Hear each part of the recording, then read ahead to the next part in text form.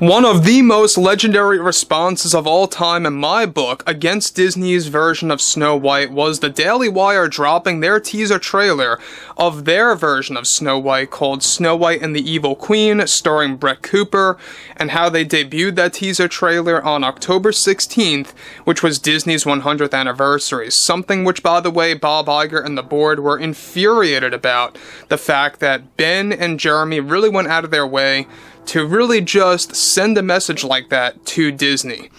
This is Mike Zero. Subscribe if you're new and like this video to see future updates. I'm also on Twitter at Mike01. I thank you also very much for the great and kind support.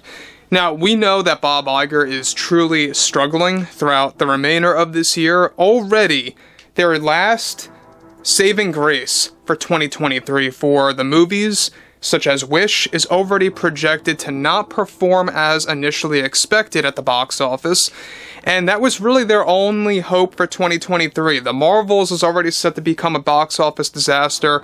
All bets were really on the movie Wish, and even that's not looking good right now. But there's a lot of other things happening behind closed doors between Iger and the board, going against the Daily Wire and their overall plan to destroy the non-woke version of Snow White starring Bret Cooper. Let's get into the actual specifics here. Now, we already know that everything related to Rachel Zegler has been an atrocity for Snow White 2025, and yes, it has been officially delayed, in case you guys did not hear, until March of 2025. That now includes CGI Seven Dwarfs that not only look completely unfinished, but they look quite scary in my book, the way that they were designed and executed on that screen capture.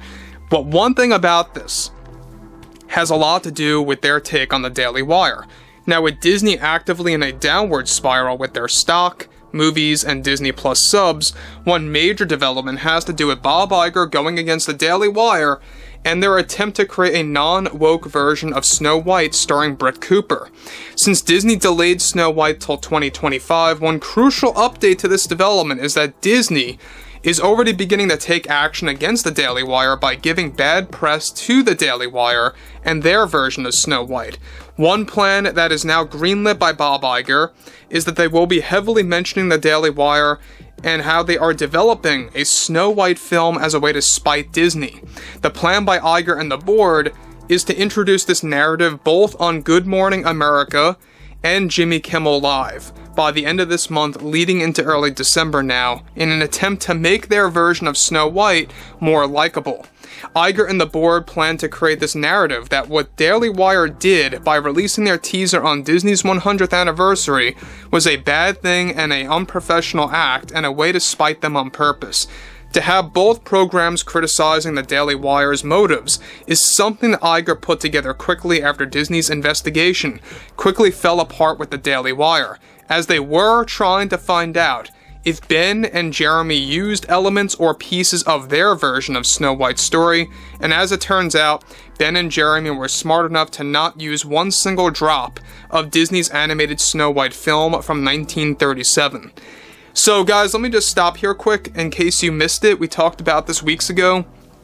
Disney was involved in a short-lived investigation in which they were demanding the Daily Wire to confirm elements about their script and their story, and whether or not they used aspects of the Disney version of Snow White, which, by the way, Disney only has the rights to their version of Snow White. This is something that I think a lot of you out there need to know, because a lot of you have been asking me, how is Daily Wire able to do Snow White legally? Well, simple answer is Disney does not own the original tale of Snow White. They only own their version of how they did it back in 1937.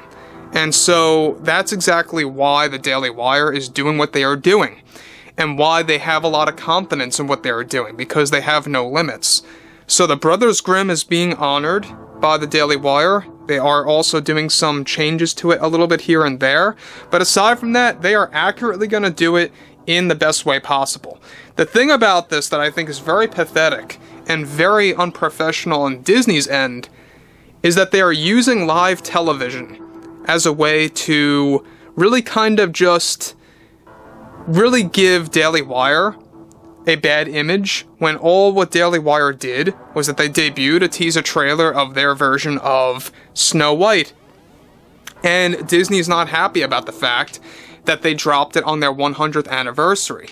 But it gets even worse beyond this. The fact that they're using Jimmy Kimmel Live, who I believe, in my book, is the worst late night host of all time. The fact that Disney's going out of their way to do that, on top of that, using the Good Morning America hosts, well, let's get into this further. So, they are fully embracing the Brothers Grimm version for the Daily Wire with a new spin in some areas. All the hosts of Good Morning America have been handed down instructions by Disney and plans to criticize the Daily Wire's efforts to drown out their marketing of Snow White 25. In addition, Bob Iger is also going to be making a detailed statement about the end of this year for Snow White by the Daily Wire by offering his full-fledged reaction to the Daily Wire's take on their non-woke Snow White that holds no woke agendas behind their story. Both Ben Shapiro and Jeremy are also planning to drop a full-length trailer by the end of this year and or early 2024, as they are using the Disney movie delay to their advantage to overshine the publicity for Snow White 25, starring Rachel Zegler. What's even more embarrassing is that now Disney approved more reshoots to happen for the film, since they have much leeway after the delay until March of next year, and revisions will be made to the story, including what will happen to some of the core characters like Snow White and the Evil Queen, along with Andrew Burnap's Jonathan. Could you imagine, by the way, guys, if they actually threw in the real Prince Florian and an actual love story in Snow White, as opposed to what Disney was initially trying to do by making an anti-love story? That would be truly shocking. Now again, I think it's safe to say the SAG strike will end well before March of 2025. This is why Disney's now confident that they can embrace these reshoots, and why they recently gave it a go to make that eventually happen. Now, the problem with that is that we know that Gal Gadot wants nothing to do with reshoots. She doesn't want to be involved in any reshoots further, so it's going to take a lot of convincing to get her on board of that. The fact that Disney's going out of their way to using Kimmel and the hosts of Good Morning America to really kind of make it seem like the Daily Wire and what they are doing is truly bad and a terrible act against Disney is just going to show you how desperate they really are. The fact that Bob Iger is trying to save whatever's left of Disney is also another indicator that it is not going well for them, not next year, and not in 2025. In fact, I think that delaying this movie is going to do more damage than good, because now 2025 is going to be yet another disastrous year for Snow White with no ability to recover. Alright, like Disney even had a chance anyway, unless they reverse all of their agendas. So, anyway guys, drop a comment below, fill me in below in the comments what you all have to say about this, and if you guys did enjoy the content for today, make sure to drop a thumbs up on this video to support the channel, and I will catch you guys later.